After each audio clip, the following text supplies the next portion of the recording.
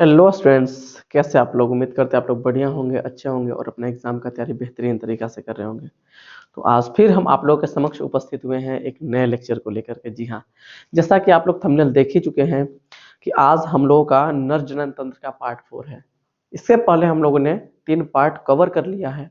अगर आप उस वीडियो को ना देखे हैं तो प्लीज जा करके उस वीडियो को देखिए, क्योंकि उस वीडियो में हमने नर जनन तंत्र को ए के बारे में जो भी जानकारी है एकदम डिटेल में बताई है ना। आज हमारा पार्ट 4 है और आज हम कोशिश करेंगे कि नर जनन तंत्र हमारा समाप्त हो जाए, है ना। लेकिन अगर समाप्त नहीं होता है तो एक लेक्चर और चलेगा, उसके बाद अपना नर जनन तंत्र पूरी तरीका से कंप्लीट समाप्त हो जाएगा।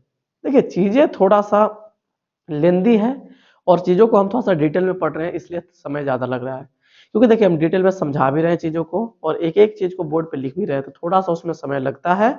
लेकिन हाँ, मेरा प्रयास ये रहता है कि अगर आप एक बार अगर यहाँ से पढ़ लिए नर जनन तंत्र के बारे में, तो फिर आपको कहीं से पढ़ने की आवश्यकता ना पड़े। ठीक है, जैसे हमने मादा जनन तंत्र को कवर किया है, तो आप जाकर के प्लीज उस वीडियो को देखिएगा, है ना। उसमें हमने क्या बेहतरीन तरीका से मादा जनन तंत्र को कवर किया है। आप उस वीडियो को पहले देखिएगा, है ना, समझिएगा।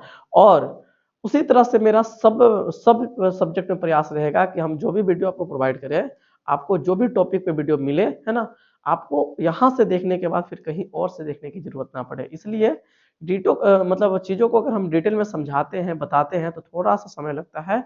लेकिन हाँ, एक बार पढ़ लीजिए तो परफेक्ट पढ़िए एकदम। फिर मतलब अधूरा आधा अधूरा ज्ञान लेके मत घूमिए, क्योंकि कहा गया है ना कि अधूरा ज्ञान खतरनाक होता है। तो हाँ, वाकई में होता है अधूरा ज्ञान खतरनाक। इसलिए हम प्रयास करते हैं कि आपको कोई भी चीज के बारे में पूरा ज्ञान दिया जाए, है ना। तो उसमें थोड़ा सा समय लगता है, लेकिन कोई बात नहीं, आप लोग चीजों को ध्यान से समझिए, पढ़िए और इसी तरह से आपको डेली बेसिस पे वीडियो मिलता रहेगा। तो बात करते हैं क्या हम आज का टॉपिक जो है, हमने पिछले लेक्चर में शुक्र वाहिका को कवर कर लिया था। जो शुक्र वाहिका यहाँ से जो वृषण जालक, वृषण जालक से जो 20 से 25 जो नलिकाएं निकलती है, पतली पतली अति संबलित, है ना, वो जा करके एक नली में खुलती है। यहाँ पे इसको बोलते हैं अधिवृषण, और ये जो पतली पतली नलिकाएं निकलती है इसी को बोलते हैं शुक्र वाहिका। यहाँ तक हम लोगों ने पिछले लेक्चर में कवर कर लिया है ना।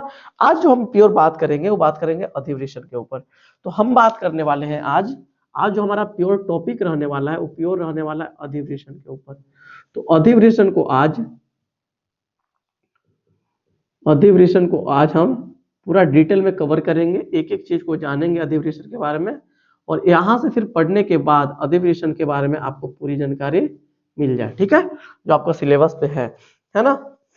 अच्छा, तो अगर बात करें अधिवृषण, अधिवृषण क्या होता है, तो देखिए शुक्र वाहिका जो है ना, शुक्र वाहिका, यहाँ से शुक्र वाहिकाएं सभी शुक्र वाहिका आगे की ओर बढ़ करके, है ना, वृषण जालक से आगे की ओर बढ़ करके एक नली में खुलती है। और यह नली जो होता है ना, अति कुंडलित होता है, बहुत बहुत कुंडलित होता है। आप इस मतलब कुंडलित होने का अंदाजा आप इस बात से लगा सकते हैं कि जो पूरा नली है यहाँ से यहाँ तक, जो मात्र 4 सेंटीमीटर में व्यवस्थित होता है।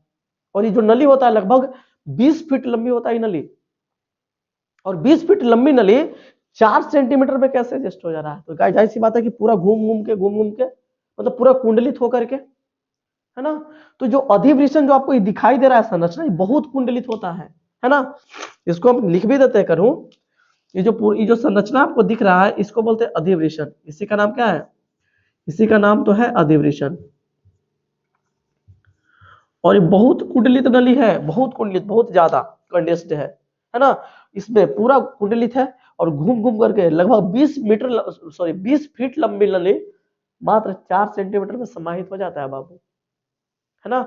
तो अधिवृषण के बारे में बात क्या करें हम, सबसे पहला बात हमको ये पता चला कि जो शुक्र वाहिका है, जितनी भी शुक्र वाहिकाएं हैं, वृषण जालक से निकल करके, है ना, एक नली में खुलती है, अति कुंडलित नली में खुलती है, जिसे क्या कहता है अधिवृषण। तो क्या लिखेंगे, सभी शुक्र वाहिकाएं, है ना, सभी शुक्र वाहिका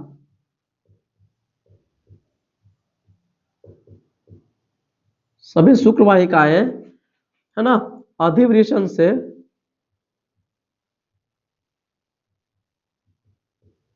सभी शुक्र वाहिकाएं वृषण जालक ना, ये वृषण जालक है ना, सॉरी, वृषण जालक वृषण जालक से निकलकर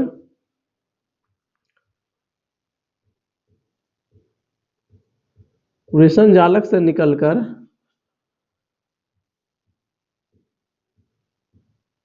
एक नली या फिर एक अति कुंडलित नली में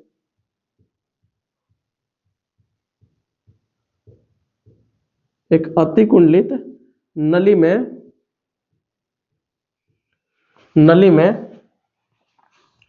खुलती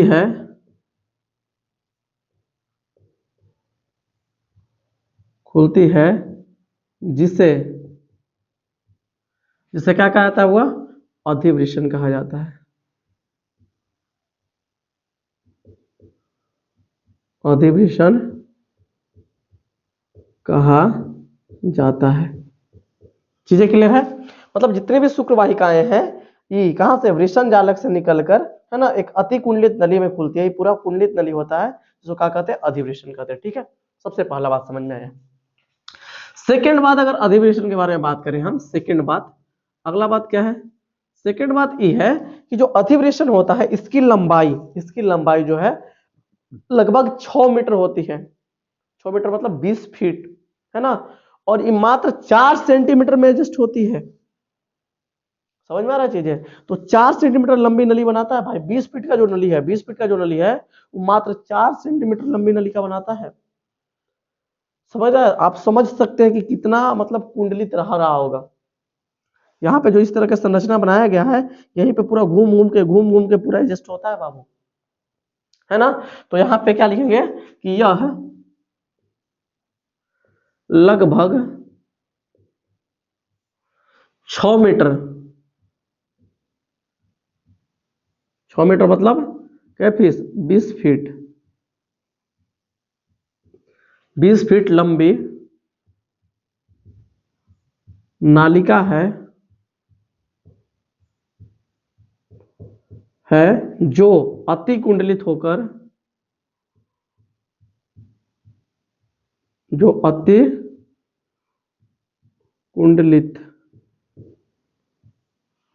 कुंडलित होकर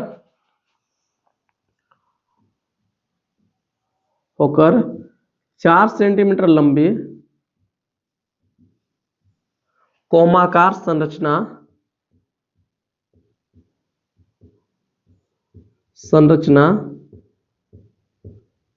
का निर्माण करती है।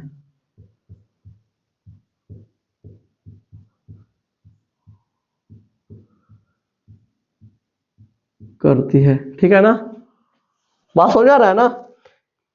20 फीट लंबी नली है और जो अति कुंडलित होकर, देखिए कोमा के आकार का संरचना नहीं है, दिख रहा है, नहीं रहा, ऐसा है कुछ, तो कोमा के आकार का संरचना है, नहीं, तो कोमा के आकार का संरचना का निर्माण करती है।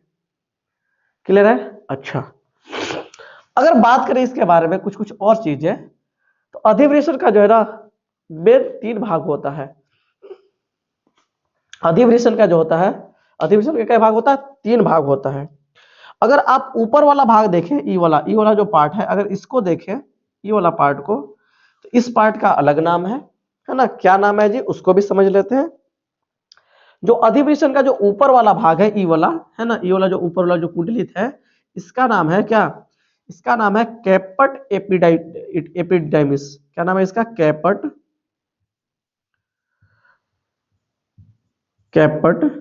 एपिडिडाइमिस,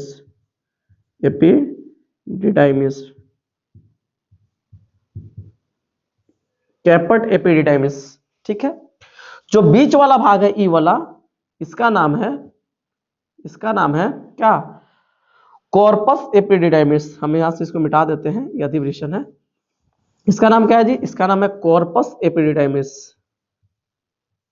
कॉर्पस एपिडिडाइमिस,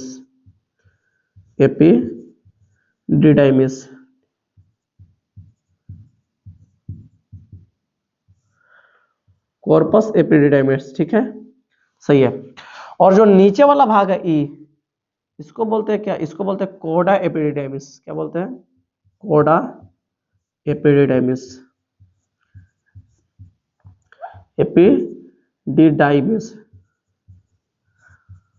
सही है। तो अधिवृषण का मुख्य क्या भाग होता है, 3 भाग होता है। सबसे ऊपर वाला जो भाग होता है, सबसे ऊपर वाला, इसको बोलते हैं कैपट एपिडिडाइमिस। जो बीच का भाग होता है उसको बोलते हैं कॉर्पस एपिडिडाइमिस, और जो नीचे वाला भाग होता है उसको बोलते हैं कॉर्डा एपिडेमिस, है ना। तो क्या लिखेंगे, इसके मुख्यतः इसके इसके अधिवृषण के, इसके मुख्यतः 3 भाग होते हैं, है ना। इसके मुख्यतः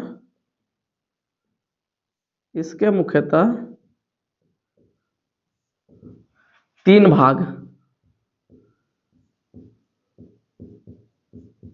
3 भाग होते हैं,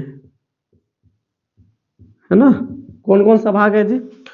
तो जो सबसे पहला भाग है इसका, उसका नाम है कैपट एपिडिडाइमिस। सबसे पहला भाग ऊपरे वाला क्या है? कैपट एपिडिडाइमिस, ठीक है। समझते चलते हैं। यह पहला भाग है कैपट एपिडिडाइमिस।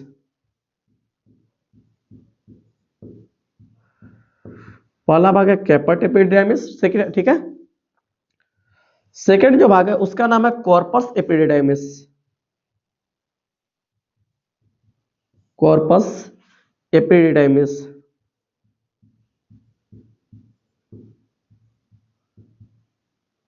ठीक है। और जो थर्ड भाग है उसका नाम है कॉडा, कॉडा एपिडिडाइमिस।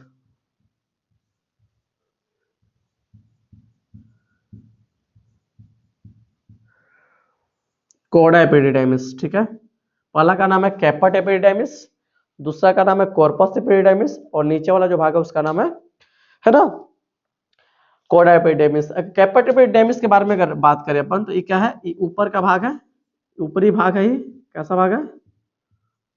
ऊपरी भाग, है ना, जो क्या करता है, जिसमें शुक्र वाहिकाएं आकर खुलती है। ये क्या है? कोई दिक्कत है क्या? इसके बारे में अगर हम थोड़ा सा लिखें, है ना, यह किसका, यह ऊपरी भाग है, यह किसका, यह अधिवृषण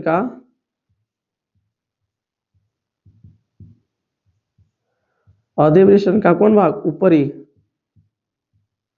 ऊपरी भाग है, जिसमें सभी शुक्र वाहिकाएं आकर खुलती हैं। यह अधिवृषण का ऊपरी भाग है, जिसमें सभी शुक्र वाहिकाएं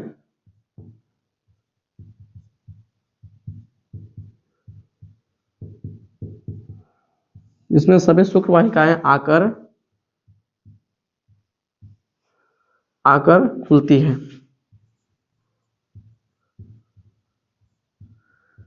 ठीक है। कॉर्पस एपिडिडाइमिस के बारे में अगर लिखें, इसके बारे में अगर थोड़ा सा हम लिखें, हम यहाँ पे लिख देते हैं इसके बारे में भी। तो जो कॉर्पस एपिडिडाइमिस है, ये क्या है? मध्य का भाग है। सिंपल बात लिख दीजिए कि क्या है, यह मध्य का भाग, मध्य भाग। सिंपल बात है, और कुछ नहीं है। और जो कॉडा एपिडिडाइमिस है, ये क्या है? ये निचला भाग है ना, अधिवृषण का निचला भाग है, जो आगे की ओर बढ़ करके क्या बनाती है? शुक्र वाहिनी का निर्माण करते हैं। यही आगे बढ़ करके क्या बनाती है? यही बनाती है शुक्र वाहिनी। यही जो है ना, इसी को बोलते हैं शुक्र वाहिनी, है ना। तो इसके बारे में अगर हम लिखे कॉडा एपिडिडाइमिस के बारे में, तो क्या लिख सकते हैं कि यह अधिवृषण का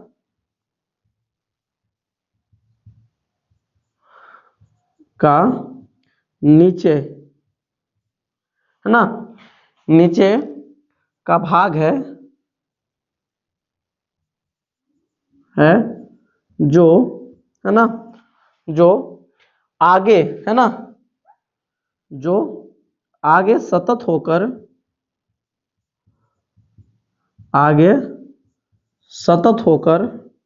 मतलब कंटिन्यू होकर शुक्र वाहिनी का निर्माण करती है।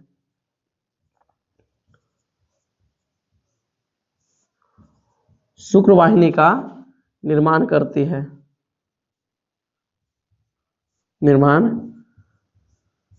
है, सही है। तो इतना बारे हम लोगों ने जाना किसके बारे में? अधिवृषण के बारे में। कुछ कुछ चीजें और जान लीजिए। देखा जाए तो कॉडा एपिडिडाइमिस जो देख रहे हैं, इससे पेशीय तंतु निकलता है ऐसे पूरा, है ना। और यही पेशीय तंतु जो होता है वृषण कोष से जुड़ा होता है। मान लीजिए वृषण कोष है, ठीक है, वृषण कोष है, और वृषण कोष को जोड़ करके रखने वाला, मतलब वृषण से वृषण जो होता है ना, किसके माध्यम से वृषण कोश से जुड़ा होता है, तो यहाँ एक पेशीय तंतु होता है कोटा एपिडिडाइमिस पे, है ना। और जो पेशीय तंतु होता है इसको बोलते हैं प्राणी निदेशक, प्राणी देशक, इसका नाम क्या है, प्राणी देशक, प्राणी देशक, है ना, प्राणी देशक होता है इस पेशीय तंतु का नाम। तो क्या बोलेंगे, क्या लिखेंगे कि कोडा एपिडिडाइमिस से, है ना, अनेक पेशीय तंतु निकलती है जो वृषण को क्या करती है, वृषण को, है ना, वृषण कोश से जोड़ती है। उस पेशीय तंतु का कहा जाता है प्राणी निदेशक कहा जाता है। क्या बोलेंगे, क्या लिखेंगे कि कोडा एपिडिडाइमिस से, कोडा एपिडिडाइमिस, कोडा एपिडिडाइमिस से अनेक पेशीय तंतु निकलती है, पेशीय तंतु निकलती है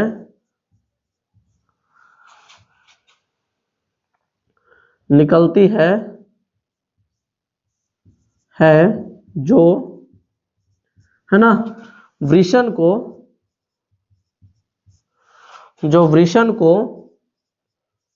कोश से जोड़ती है, वृषण कोश से जोड़ती है ना, जोड़ती है ना। इस पेशीय तंतु को, इस पेशीय तंतु को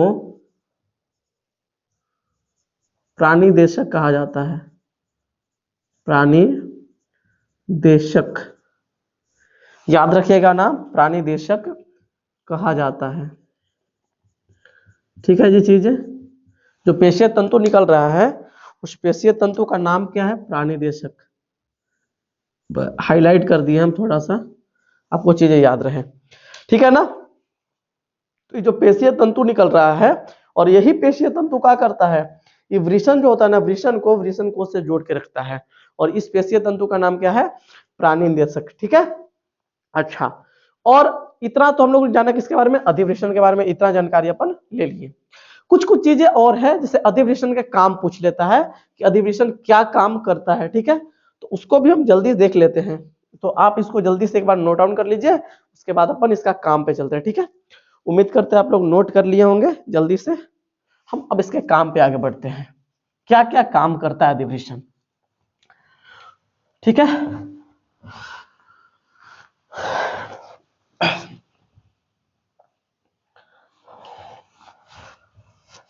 देखिए चीजों को अगर डिटेल में पढ़िएगा तो थोड़ा सा समय लगता है बाबू, लेकिन हाँ एक बात है कि अगर एक बार चीजों को आप समझ गए तो आप कभी भूलेंगे नहीं, आपको कभी समस्याएं नहीं होगी फिर, है ना। आप उस चीज को एकदम आराम से एक्सप्लेन कर दीजिएगा, कहीं पर भी अगर एक्सप्लेन करना हो तो आप उस चीज को आराम से एक्सप्लेन कर दीजिएगा।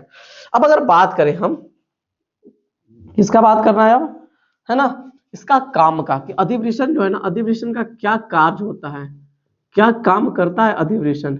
देखिए अगर सबसे पहला काम के बारे में बात करें तो सबसे पहला काम तो ये है कि जो शुक्राणु जो बन जाता है, देखिए यहाँ पे शुक्राणु बनता है शुक्रजन नलिका में, हम ये बात बताए थे आप लोगों को।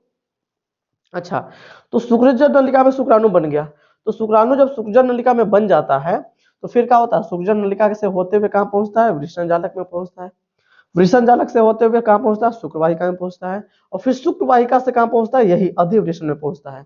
और यहीं पे जो है ना शुक्राणु स्टोर्ड रहता है, यहीं पे शुक्राणु क्या रहता है, स्टोर्ड रहता है ना। तो यह आपका क्या, यह है आपका जो संरचना आपको दिख रहा है, यही है आपका अधिवृषण, यही क्या है आपका, यही आपका अधिवृषण है। और यहाँ पे शुक्राणु आकर के क्या रहता है, स्टोर्ड रहता है ना। स्टोर्ड रहता है तो क्या होता है, तो सबसे पहला काम तो यही समझ में आ गया कि जो अधिवृषण है वो क्या करता है, शुक्राणुओं को संग्रहित करने का काम कर रहा है, सबसे पहला काम। दूसरा काम क्या करता है, तो शुक्राणु को संग्रहित करके रख ले रहेगा, नहीं, उसको पोषण भी प्रदान करता है। अधिवृषण जो है शुक्राणु को स्टोर करके तो रखता ही है, साथ साथ शुक्राणु को पोषण भी प्रदान करता है, क्योंकि आपको भी पता है कि अगर शुक्राणुओं को पोषण ना दिया जाए तो क्या होगा, शुक्राणु तो मर जाएंगे फिर, जीवित रहेंगे? नहीं रहेंगे। तो शुक्राणु को पोषण की भी आवश्यकता होगी, तो शुक्राणुओं को पोषण भी प्रदान करता है अधिवृषण। इसके साथ साथ जब स्खलन के समय, जब स्खलन होता है तो स्खलन के समय क्या होता है, जो अधिवृषण है इसमें क्रमांकुंचन गति होता है, और उसी क्रमांकुंचन गति के द्वारा इस शुक्राणु जो है आगे बढ़ते हैं, और आगे फिर यहाँ से शुक्राशय से होते हुए यहाँ से मूत्र मार्ग सारे यहाँ से बाहर निकल जाते हैं। स्खलन जब होता है तो स्खलन के समय क्या होता है, इसमें अधिवृषण में क्या होता है, क्रमांकुंचन गति होता है, जो शुक्राणुओं को है ना, शुक्राणुओं को कहाँ, नर के शरीर से बाहर निकलने के लिए क्या होता है, आवश्यक होता है। तो ये सब काम करता है कौन, अधिवृषण। तो इसको अगर लिखना चाहें हम, तो सबसे पहला अगर लिखे काम तो क्या है, यह है शुक्राणुओं को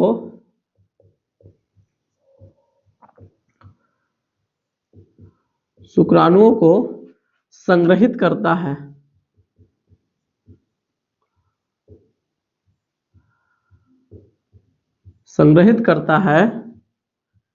एवं उन्हें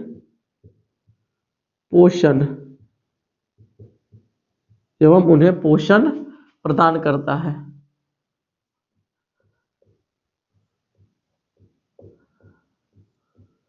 ना। यह शुक्राणुओं को संग्रहित करता है एवं उन्हें क्या करता है, पोषण प्रदान करता है, पहला बात। अच्छा, सेकेंड पॉइंट जो है, सेकेंड पॉइंट क्या करता है, ये जो अधिवृषण है वो क्या करता है, ये मतलब स्खलन के समय है ना, क्या करता है, क्रमांकुंचन गति उत्पन्न होता है इसमें, है ना, जो शुक्राणुओं को नर जनन तंत्र से है ना बाहर, यानी नर के शरीर से बाहर निकलने में क्या होता है, सहायक होता है। मतलब स्खलन के समय स्खलन के समय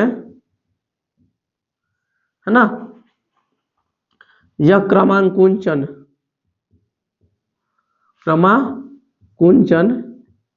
गति उत्पन्न करता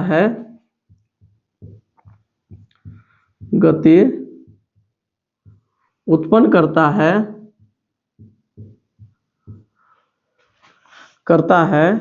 जो शुक्राणुओं को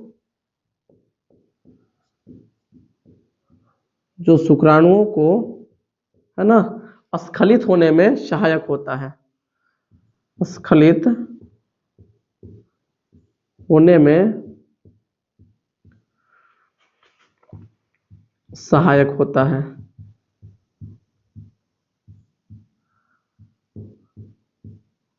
सही है चीजें। तो हम लोगों ने इसके काम के बारे में जान लिया कि पहला काम क्या करता है, शुक्राणुओं को संग्रहित करता है और उसे पोषण प्रदान करता है, और सेकंड काम क्या है कि स्खलन के समय इसमें क्रमांकुंचन गति उत्पन्न होता है, जो शुक्राणुओं को स्खलित होने में क्या होता है, सहायक होता है। क्लियर है। अब आगे अगर बात करें, हम अधिवृषण के बारे में कंप्लीट जानकारी ले ली है ना। अब उसके बाद अधिवृषण जो है ना आगे बढ़ करके पीछे के रास्ते एक नली में खुलते हैं, जिसको क्या बोल रहे हैं, शुक्रवाहिनी, है ना। और अधिवृषण का जो पार्ट है, ये वाला जो भाग है, इसका नाम हम बताया था वो कोडा एपिडिडाइमिस। क्या नाम है इसका नाम है कोडा एपिडिडाइमिस, है ना। तो कोडा एपिडिडाइमिस इसका नाम है। तो हम बात करने वाले हैं कि यही कोडा एपिडिडाइमिस आगे सतत होकर के एक नली है ना, एक नली का निर्माण करती है, जिसको क्या कहता है, शुक्रवाहिनी कहा जाता है। तो अगर हम बात करें शुक्रवाहिनी के बारे में, तो शुक्रवाहिनी के बारे में कुछ कुछ बातें अपन लिखे। शुक्रवाहिनी, ठीक है, इसको अंडरलाइन कर देते हैं, इसको अपन, है ना, ताकि आपको चीजें बेहतरीन समझ में आए, है ना। थोड़ा सा इसको अंडरलाइन कर दिया अपन। अब हम समझने वाले हैं पूरा शुक्रवाहिनी के बारे में। तो शुक्रवाहिनी के बारे में सबसे पहला बात तो हमको यही समझ में आया, शुक्रवाहिनी है क्या। तो शुक्रवाहिनी क्या है जी, तो कोडा एपिडिडाइमिस आगे सतत होकर के एक नली का निर्माण करती है, जैसे क्या कहा था, शुक्रवाहिनी कहा जाता है। तो क्या बोलेंगे, कोडा एपिडिडाइमिस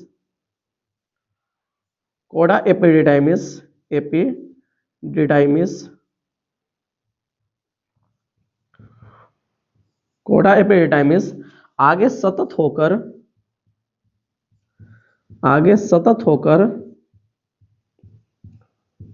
है ना एक नली में, या एक नली एक नलिका, है ना, नली का निर्माण करती है, आगे आगे सतत होकर एक नली में खुलती है, ऐसे बोल दीजिए, एक नली में खुलती है,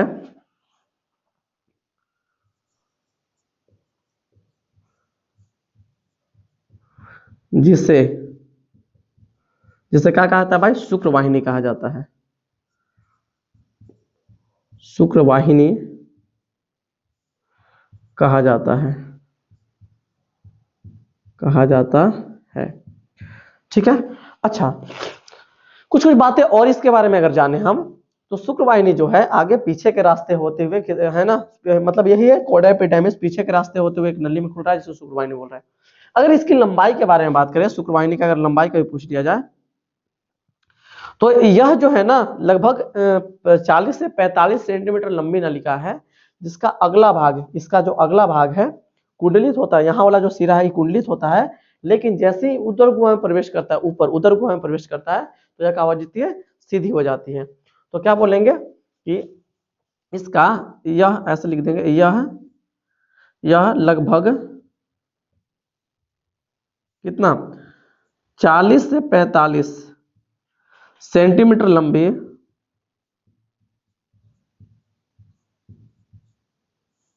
40 से 45 सेंटीमीटर लंबी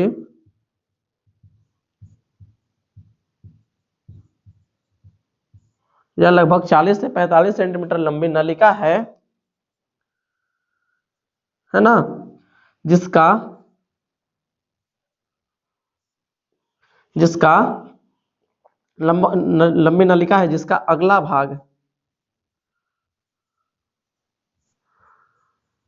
भाग कुंडलित होता है,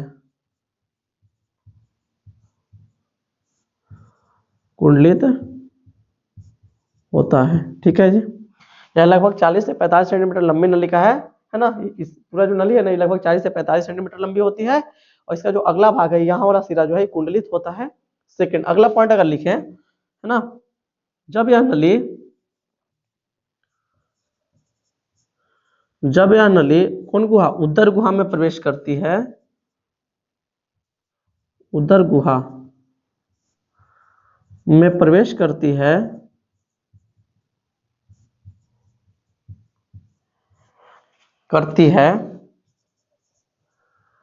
तो यह लगभग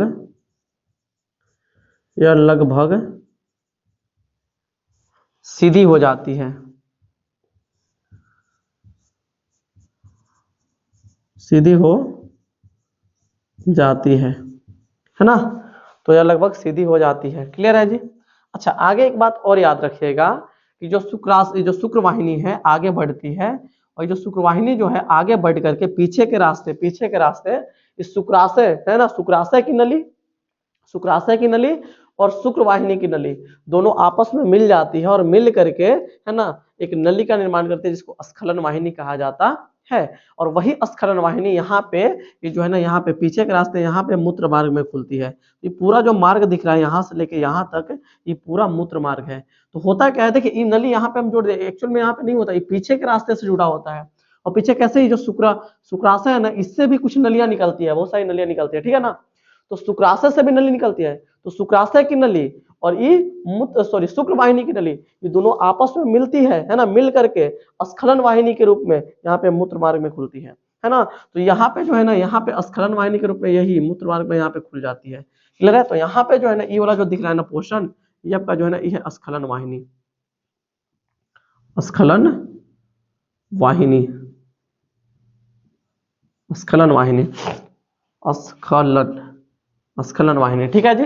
तो यहाँ पे एक बात और लिखेंगे, है ना, लगभग सीधी हो जाती है, ठीक है ना। आगे किसकी नली, शुक्रवाहिनी, शुक्रवाहिनी की नली, शुक्रवाहिनी की नली, शुक्राशय की नली, है ना, नली शुक्राशय के नली के साथ मिलकर, शुक्रवाहिनी की नली शुक्राशय के नली के साथ मिलकर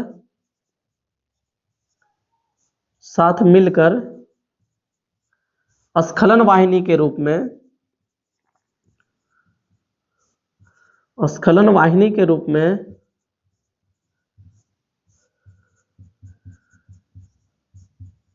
स्खलन वाहिनी के रूप में मूत्र मार्ग में खुलती है। मूत्र मार्ग में, सॉरी, मूत्र मार्ग में खुलती है। बस इतना बात आपको ध्यान में रखना है शुक्रवाहिनी के से रिलेटेड, ठीक है जी। तो आप लोग इसको जल्दी से नोट डाउन कीजिए, ठीक है, फिर अपन आगे चलते हैं। तो अपना यहाँ शुक्रवाहिनी तक कवर कर लिए। अब शुक्रवाहिनी देख रहे होंगे आप लोग, शुक्रवाहिनी आगे जब बढ़ती है तो शुक्रवाहिनी आगे बढ़ करके यहाँ पे एक ग्रंथि में खुलती है, जो दिख रहा है पूरा एक ग्रंथि संरचना होता है, ग्रंथिल संरचना होता है, पूरा ग्रंथिल संरचना होता है और इसी में आकर के खुलती है ना। और ये जो पूरा ग्रंथिल संरचना है, ये पूरा ग्रंथिल संरचना को अपन बोलते हैं शुक्राशय। क्या बोलते हैं? शुक्राशय। तो इसी के बारे में हम अब पढ़ने वाले हैं कि शुक्राशय क्या होता है ना। तो जल्दी से आप इस चीज को नोट डाउन कीजिए, फिर अपन चीजों को पढ़ते हैं आगे, ठीक है। अच्छा, उम्मीद करते हैं आप लोग नोट डाउन कर लिए होंगे, ठीक है। अब देखिए आगे थोड़ा सा, अगर हम शुक्राशय के बारे में बात करें तो शुक्राशय के बारे में भी बहुत कुछ इंफॉर्मेशन है, ठीक है।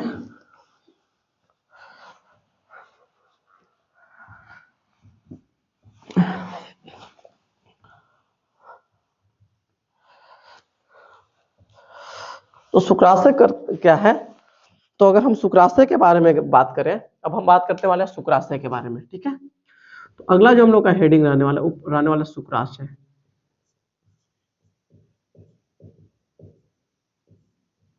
शुक्राशय के बारे में हम प्योर बात करेंगे अब, ठीक है। तो शुक्राशय है क्या?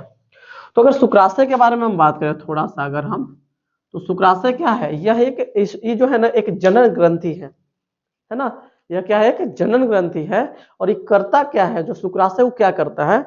तो शुक्राशय दो काम करता है। सबसे पहला तो शुक्राशय शुक्राणुओं को संग्रहित करने का भी कार्य करता है। शुक्राशय भी काम करता है, देखिए, हाँ, शुक्राणुओं को संग्रहित करने का काम अधिवृषण भी करता है और शुक्राणुओं को संग्रहित करने का काम शुक्राशय भी करता है। इसके साथ साथ शुक्राशय से क्या होता है? शुक्राशय से एक क्षारीय तरल या क्षारीय प्रद्रव का क्या होता है? स्राव होता है, जो शुक्राणुओं को क्या करता है? गतिशील बनाए रखता है। क्लियर है ना? क्या बोल रहे हैं अपन? फिर से सुनिए, शुक्राशय जो होता है, शुक्राशय आराम से समझिएगा, शुक्राशय जो है एक जनन ग्रंथि है जो क्या करता है? शुक्राणुओं को संग्रहित करने का कार्य करता है। सिंपल बात है। जो शुक्राशय, इससे क्या होता है? एक क्षारीय तरल का स्राव होता है ना, एक क्षारीय शुक्रिय प्रद्रव का स्राव होता है, जो वीर्य का लगभग 80% भाग बनाता है। जो वीर्य हमारा निकलता है स्खलन के समय, जो हम वीर्य निकालते हैं, उसका लगभग 80% भाग में कौन होता है? यही शुक्राशय से स्रावित क्षारीय पदार्थ या क्षारीय प्रद्रव, ठीक है ना। तो अगर इसके बारे में लिखे शुक्राशय के बारे में, तो क्या लिखेंगे? सबसे पहला पॉइंट तो लिखेंगे कि यह एक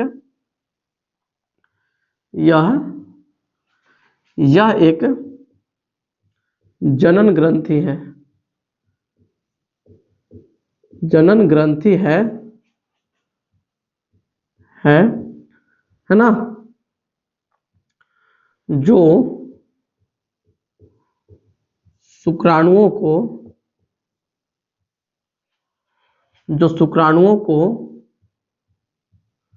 संग्रहित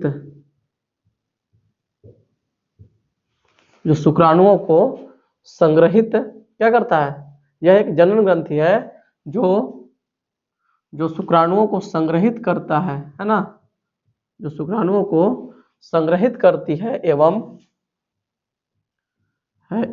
उन्हें गतिशील बनाए रखती है। एवं उन्हें क्या करती है? गतिशील बनाए रखती है। गतिशील बनाए रखती है, ठीक है जी, रखती है, सही है। अच्छा, तो जो शुक्राशय वह क्या है? कि जनन ग्रंथि है जो शुक्राणुओं को क्या करती है? संग्रहित करती है। इसके अंदर है ना, शुक्राणु संग्रहित रहते हैं और साथ साथ उस उसको गतिशील भी बनाए रखता है। जाहिर सी बात है, गतिशील बनाए रखने का मतलब है उसको पोषण भी दे रहा होगा। ठीक है जी। अच्छा, जो शुक्राशय है, शुक्राशय से एक क्षारीय शुक्रिय प्रद्रव का स्राव होता है जो वीर्य का लगभग 80% भाग बनाता है। क्या बोल रहे हैं अपन, जो शुक्राशय है इससे एक क्षारीय शुक्रिय प्रद्रव का स्राव होता है जो वीर्य का क्या प्रतिशत भाग बनाता है, 80% भाग बनाता है। मतलब जितना जब हम स्खलन के समय हमारे बॉडी से, नाम सुनिएगा, स्खलन के समय हमारे बॉडी से जो वीर्य निकलता है ना, उसमें जो 80% भाग होता है, उसमें जो 80% भाग होता है वो कौन होता है, उसमें होता है क्षारीय शुक्रिय प्रद्रव। तो क्या बोलेंगे, है ना, इससे इससे इससे एक क्षारीय, इससे एक क्षारीय शुक्रिय प्रद्रव्य, शुक्रिय प्रद्रव्य का स्राव होता है, स्राव होता है, इससे एक क्षारीय शुक्रिय प्रद्रव्य का स्राव होता है जो जो वीर्य का लगभग, जो वीर्य का लगभग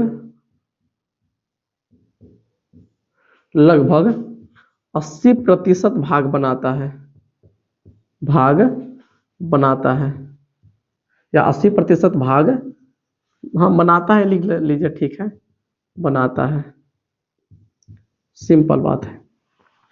मतलब जो पूरा वीर्य है, पूरे वीर्य में 80% भाग यही होता है क्षारीय शुक्रिय प्रद्रव्य। ठीक है। अच्छा, अगर बात करें क्षारीय शुक्रिय प्रद्रव्य में होता क्या क्या है जी, है ना, अगर पूछ देगा कि क्षारीय शुक्रिय प्रद्रव्य में कौन कौन सी चीजें होती है, तो क्षारीय शुक्रिय प्रद्रव्य में अगर देखा जाए, है ना, क्षारीय शुक्रिय प्रद्रव्य में उपस्थित पदार्थ की अगर बात करें हम थोड़ा सा, है ना, तो क्या क्या चीजें होती है, तो यहाँ पे लिख देते हैं कि क्षारीय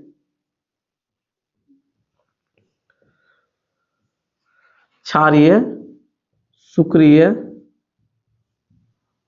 प्रद्रव्य में उपस्थित पदार्थ में उपस्थित पदार्थ के बारे में अगर बात करें तो कौन कौन सी चीजें हैं जो क्षारीय शुक्रिय प्रद्रव्य के अंदर उपस्थित होती है। तो इसमें से सबसे पहला जो होता है, सबसे पहला जो पदार्थ है उसका नाम है फ्रक्टोज। फ्रक्टोज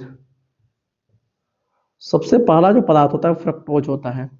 इसके बारे में अगर हम बताएं, फ्रक्टोज के बारे में हम बताएं, तो फ्रक्टोज जो होता है केवल नर, है ना, केवल नर में पाया जाता है फ्रक्टोज, और नर में भी कहां पाया जाता है, केवल वीर्य में पाया जाता है। इसके अलावा फ्रक्टोज नर के बॉडी में कहीं पर भी नहीं पाया जाता, और नर ही नहीं बल्कि मादा में भी कहीं पे फ्रक्टोज उपस्थित नहीं होता है। मादा के बॉडी में कहीं पर भी फ्रक्टोज उपस्थित नहीं होता है, और नर के बॉडी में जो फ्रक्टोज होता है केवल एक ही स्थान पर होता है, और वो है आपका सीमेन अर्थात वीर्य। क्लियर है चीजें। हाँ, एक बात और बात इसके बारे में जान लीजिए कि जो रेप केसेस होते हैं, रेप केसेस जो होते हैं उसका कंफर्मेशन इसी के द्वारा किया जाता है। अगर किसी महिला का रेप हो जाता है, उसका रेप कर दिया जाता है, तो उसका कंफर्मेशन कैसे किया जाता है, उसकी बॉडी में जांचा जाता है कि फ्रक्टोज उपस्थित है कि नहीं है ना, है ना। उसके जनन तंत्र में जो भी होते हैं, रिप्रोडक्टिव सिस्टम जो होते हैं, या उनका जनन जो नली होता है, उसमें जांचा जाता है कि फ्रक्टोज उपस्थित है कि नहीं। अगर उसके बॉडी में फ्रक्टोज उपस्थित पाया गया तो रेप केसेस कंफर्म हो जाते हैं कि हाँ इसका रेप किया गया है। समझ में आ रहा चीजें, क्योंकि महिलाओं में फ्रक्टोज कहीं पर भी नहीं पाया जाता है, कोई भी पार्ट में, कोई भी बॉडी पार्ट में नहीं पाया जाता है, और पुरुष में फ्रक्टोज केवल एक ही स्थान पे है, वीर में है। तो अगर किसी महिला का रेप होता है और उसमें वीर जाता है तो जाहिर सी बात है फ्रक्टोज भी जाएगा, और इसी से रेप केसेस कंफर्म किए जाते हैं। क्लियर है चीजें जी। तो फ्रक्टोज जो है इसी से रेप केसेस कंफर्म किए जाते हैं। तो सबसे पहला जो क्षारीय शुक्रिय प्रद्रव्य में सबसे पहला जो उपस्थित पदार्थ है वो है फ्रक्टोज। ठीक है। दूसरा जो पदार्थ है वो है प्रोटीन्स। प्रोटीन्स भी पाया जाता है, जाहिर सी बात है, प्रोटीन नहीं रहेगा तो कैसे काम चलेगा, प्रोटीन्स, है ना। ये प्रोटीन्स क्या करता है, बेसिकली शुक्राणुओं को पोषण प्रदान करने का काम करता है, प्रोटीन्स वगैरह, है ना। प्रोटीन्स के अलावा इसमें रहता है सिट्रेट। तीसरा पदार्थ क्या है, सिट्रेट रहता है जी, है ना, सिट्रेट रहता है, सॉरी, अच्छा, सिट्रेट के अलावा चौथा पदार्थ क्या रहता है, सिट्रेट के अलावा क्या रहता है, प्रोस्टोग्लैंडिन्स रहता है, हाँ प्रोस्टोग्लैंडिन्स ले लीजिए, या हाँ प्रोस्टोग्लैंडिन्स, प्रोस्टोग्लैंडिन्स, प्रोस्टोग्लैंडिन्स है ना। इसके अलावा प्रोस्टोग्लैंडिन्स के अलावा सेमिनोजेलिन भी रहता है,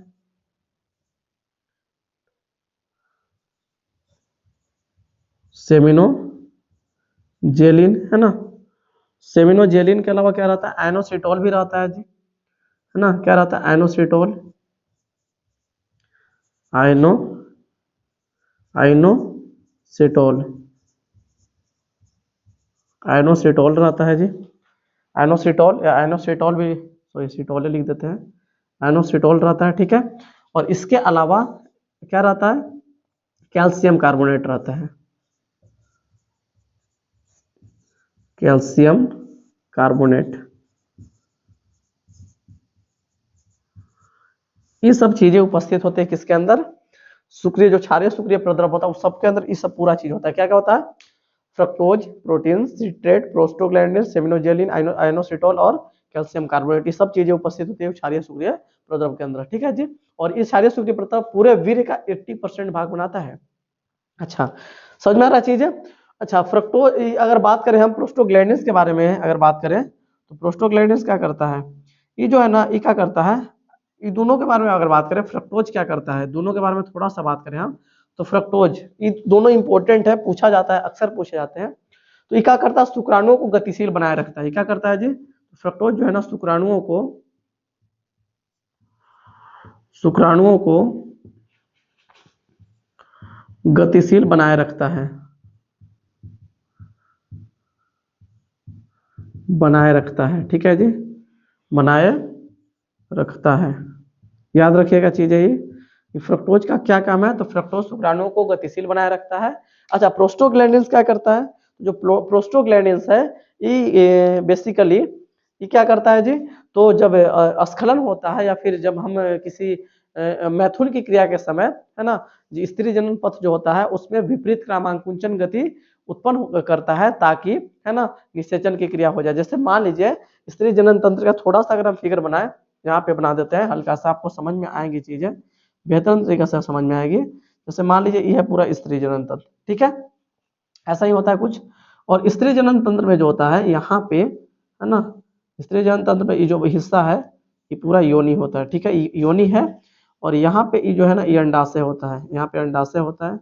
आपको चीजें बताई गई है बेहतरीन तरीका से, आप पढ़े भी होंगे। ये आपका अंडाशय होता है, ठीक है जी।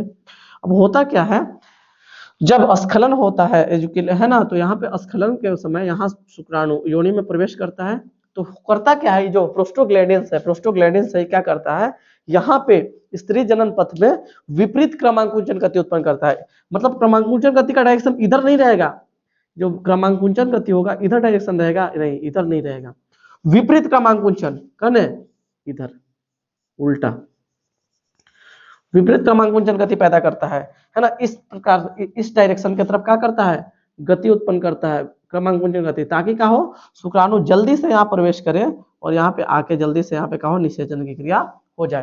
तो प्रोस्टोग्लैंडिन्स क्या करता है ना, शुक्राणुओं के निषेचन के लिए, है ना, स्त्री जनन पथ में विपरीत क्रमांकुंचन गति उत्पन्न करता है। तो इसके बारे में अगर हम लिखें तो क्या लिखेंगे, है ना, यह शुक्राणुओं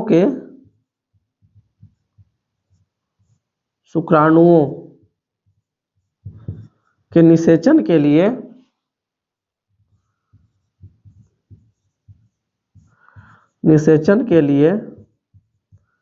स्त्री जनन पथ में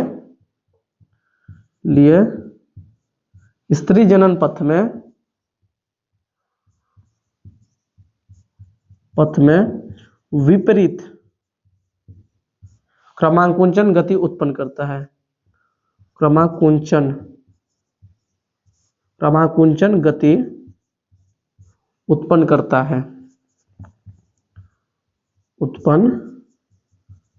है, ठीक है जी। उम्मीद करते हैं आप लोग को समझ में आ गया होगा। तो प्रोस्टोग्लैंडिन्स बेसिकली करता क्या है, इसको हम लिखे मतलब क्या करते हैं, घेर भी देते हैं ताकि आपको चीजें आपको समझ में आए बेहतरीन तरीका से। तो पूरा है चीजें इसका किसका काम है ये पूरा प्रोस्टोग्लैंडिन्स का क्या है। तो यह शुक्राणुओं के निषेचन के लिए है ना स्त्री जनन पथ में विपरीत क्रमांकुंचन गति उत्पन्न करता है ना, विपरीत इधर ऊपर में है, ताकि शुक्राणु जल्दी से यहाँ प्रवेश करे और यहाँ पे जल्दी से निषेचन की क्रिया हो जाए। ठीक है जी, तो ये है किसका काम, ये है आपका इसका प्रोस्टोग्लैंडिन्स का काम। ठीक है, तो ये क्षारीय शुक्रिय प्रदों के अंदर ये सब जो पदार्थ उपस्थित होता है ये सब काम करता है। अच्छा, एक बात और याद रखिएगा कि जो क्षारीय शुक्रिय प्रद्रव होता है वो क्या करता है, देखिए शुक्राणुओं को क्या करता है, क्षारीय शुक्रिय प्रद्रव शुक्राणुओं को पोषण प्रदान करता है, उन्हें गतिशील बनाए रखता है। इसके अलावा क्षारीय शुक्रिय प्रद्रव है ना क्या करता है, स्खलन के समय जो यहाँ पे मूत्र मार्ग की जो अम्लीयता होता है, जो मूत्र का अपना पीएच मान होता है नहीं होता है, तो मूत्र की वजह से जो ये मूत्र मार्ग होता है ये अम्लीय हो जाता है, और जो अम्लीयता जो है ना वो शुक्राणु को प्रभावित करता है। जो अम्लीयता है, जो मूत्र की जो अम्लीयता होता है वो शुक्राणुओं को हानि पहुंचा सकता है।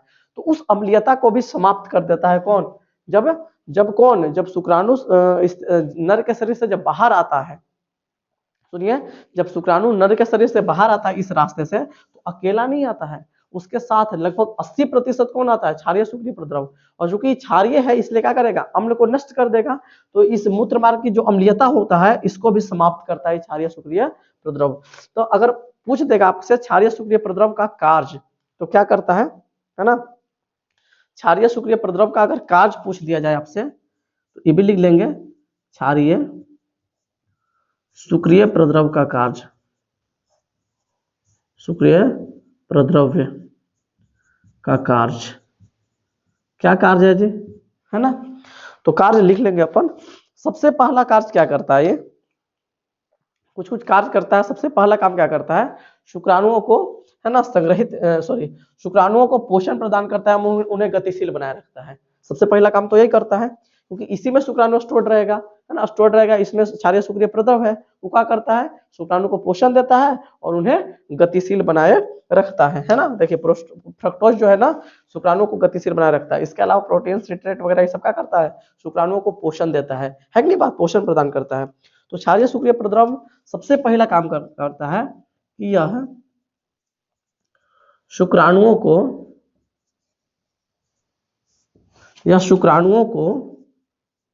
पोषण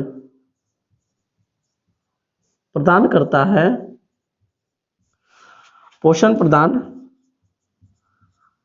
करता है एवं उन्हें गतिशील बनाए रखता है, उन्हें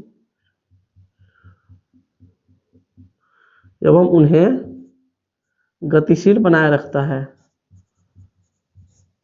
गतिशील बनाए रखता है। यहीं पे लिख देते हैं, इसको मिटा देते हैं, इसका आप कोई काम तो है नहीं, है ना, एवं गतिशील बनाए रखता है। क्लियर है चीजें, है ना। तो हमने क्या जाना, यह शुक्राणुओं को पोषण प्रदान करता है एवं उन्हें क्या बनाए रखता है, गतिशील बनाए रखता है, पहला पॉइंट। अच्छा, दूसरा काम क्या करता है जी, दूसरा काम क्या करता है, तो जो क्षारीय शुक्रिय प्रद्रव है ना, वो क्या करता है, मूत्र मार्ग की अम्लीयता को भी क्या करता है, समाप्त करता है ना। तो स्खलन के समय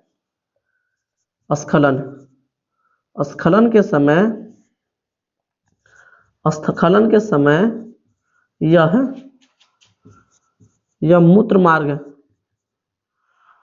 है ना, यह मूत्र मार्ग में मूत्र द्वारा उत्पन्न अम्लीयता को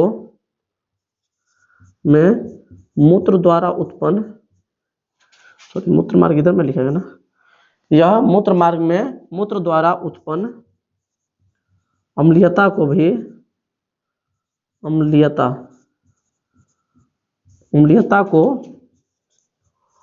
भी समाप्त करता है या नष्ट करता है, समाप्त लिख देते हैं, समाप्त करता है। ठीक है, तो ये दो को काम करता है मेन रूप से। क्षारीय शुक्रिय प्रद्रव दो काम करता है मेन रूप से। पहला काम क्या करता है, तो शुक्राणुओं को पोषण प्रदान करता है, उन्हें गतिशील बनाए रखता है।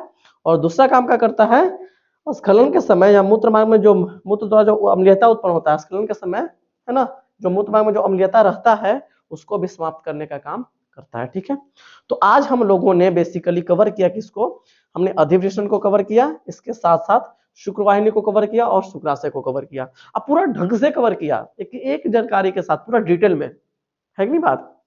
तो आज का वीडियो लंबा हो गया है, तो हम अब नेक्स्ट लेक्चर में इस पूरा जनन तंत्र को समाप्त करेंगे। बाकी की चीजें जो बची हुई है इधर, जैसे स्खलन वाहिनी है, यह प्रोस्टेट ग्रंथि है, बल्बो यूरेथ्रल ग्रंथि है, और ये पूरा शिश्न है, ये पूरा चीज को, मूत्र मार्ग वगैरह सब चीज को अगला लेक्चर में हम कवर कर लेंगे। ठीक है, तो आज के लिए इतना पे ही आपसे हम बिता लेंगे। मिलते हैं आपसे अगले लेक्चर में। इस तरह से आप लोग हंसते रहिए, मुस्कुराते रहिए, और आप लोग एक चीज गलत करते हैं, आप लोग कमेंट नहीं करते हैं, है ना। वीडियो देख लेते हैं, है ना, और कमेंट नहीं करते हैं। प्लीज आप लोग वीडियो देखिए तो उसको कमेंट भी कीजिए, आपको अपना रिस्पांस दीजिए, क्योंकि आपका रिस्पांस हमारे लिए बहुत इंपॉर्टेंट है ना। आपका रिस्पांस हमारे आगे की जर्नी को तय करता है, तो प्लीज आप लोग जरूर बताइएगा, है ना। अगर कोई इंप्रूवमेंट का गुंजाइश होगा, है ना, आपको लग रहा होगा कि हाँ इस तरह से इस चीज इंप्रूवमेंट होना चाहिए, तो प्लीज अपना सजेशन भी जरूर दीजिएगा। मिलते हैं आपसे अगले वीडियो में, आज के लिए इतना ही। Good bye, best of luck, जय हिंद।